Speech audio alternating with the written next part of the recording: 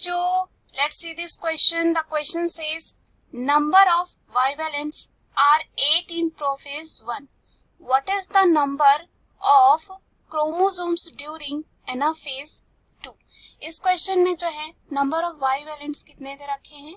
8 दे रखे हैं प्रोफेज 1 में। तो हमें पूछा गया है नंबर क्या होगा क्रोमोसोम का ड्यूरिंग एनाफेज 2। तो आइए इस क्वेश्चन का जो है हम आंसर देखते हैं।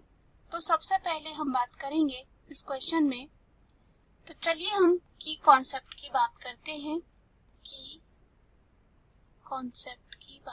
हैं। तो सबसे पहले जो है इस क्वेश्चन में जो है की कॉन्सेप्ट हो जाएगा बाइवेलेंट। अगर हम बात करें बाइवेलेंट क्या होते हैं, ये जो होते हैं वन पेयर ऑफ क्रोमोसोम होते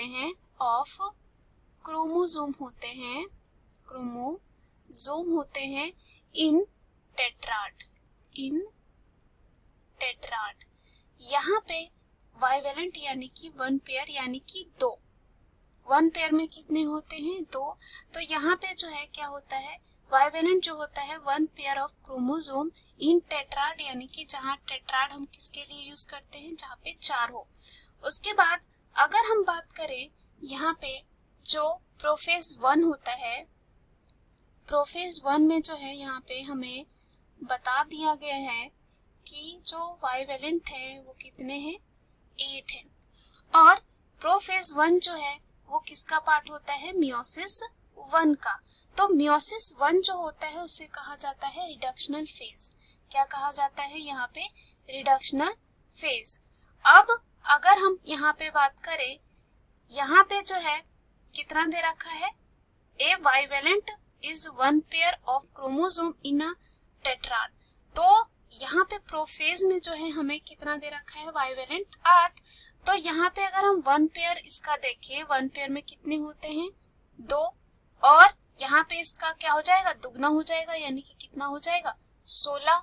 यानी कि कितने हो जाएंगे क्रोमोसोम? 16 क्रोमोसोम हो जाएंगे प्रोफेज 1 में। क्यों? क्योंकि यहाँ पे वन पेयर में 2 क्रोमोसोम होता है, तो 8 पेयर में कितना हो जाएगा? 16 हो जाएगा। तो यहाँ पे अगर हम बात करें, जो मियोसिस 2 होता है वो होता है इक्वेशनल डिवीजन, और कह सकते हैं इक्वेशनल फेज होता है। वो सेम होता है माइटोसिस की तरह, क्योंकि यहाँ पे क्रोमोसोम का रिडक्शन नहीं होता है, वो इक्वली होगा। तो यहाँ पे जो है वो मेंटेन करता है, मियोसिस 2 जो होता है वो क्या करता है? मेंटेन करता है हैप्लॉइड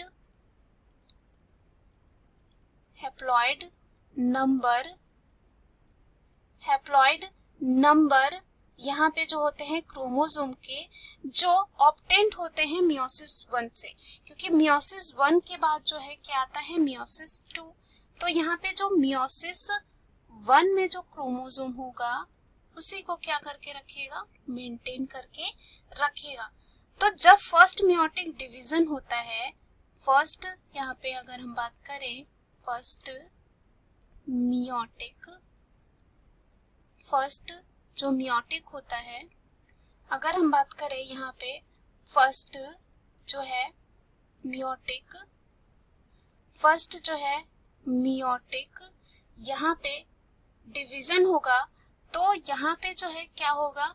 इसका जो क्रोमोसोम का सेट होगा 2n, यानी कि 16 होगा। और जब फर्स्ट मियोटिक हो जाएगा तो ये जो है डीएनए कंटेंट जो होगा वो चेंज हो जाता है एन डीएनए में। क्या हो जाता है? एन डीएनए में, यानी कि इसका क्या हो जाएगा? यहाँ पे हाफ हो जाएगा। तो ड्यूरिंग एनाफेज जो है यहाँ पे जो नंबर ऑफ क्रोमोसोम हो जाएंगे वो क्या हो जाएंगे? 8 हो जाएंगे, क्योंकि यहाँ पे 16 2n से क्या हो जाता है? n। कब फर्स्ट मियोटिक डिवीजन जो है चेंज करता है, changes to n DNA content to n DNA, यानी कि 8 में हो जाएगा जब एनाफेज 2 होगा। तो चलिए ऑप्शन में चलते हैं। पहला जो ऑप्शन यहाँ पे हमारे दे रखा है वो क्या है?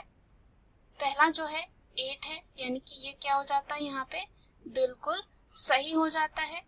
दूसरा है 13, तो क्या है? गलत है। तीसरा है 4, ये भी क्या हो जाता है? गलत है। चौथा है 32, तो अगेन ये क्या है? गलत हो जाता है।